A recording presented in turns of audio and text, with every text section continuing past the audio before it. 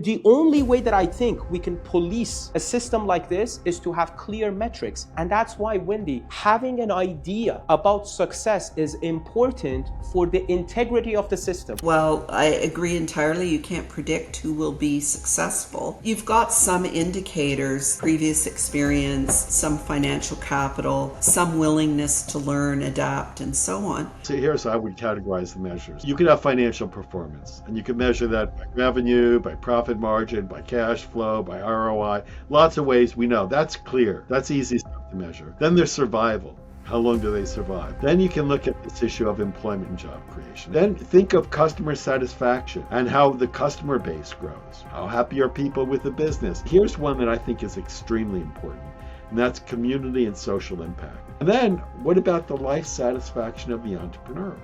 Do we want to bring people over to burn out and freak out, or do we want to have people have a good work-life balance, or at least a satisfying life? So we don't do a good job of figuring out what value these programs are adding and what the outcomes are. We need to define the problem much more clearly. We need to look at what we've got, where the gaps are, and we need to invest in programs and services that produce results. The one thing we could do as a country is say, we're not going to fund any entrepreneurship promotion scheme that doesn't have a research component where we evaluate the effectiveness of that program in a systematic way.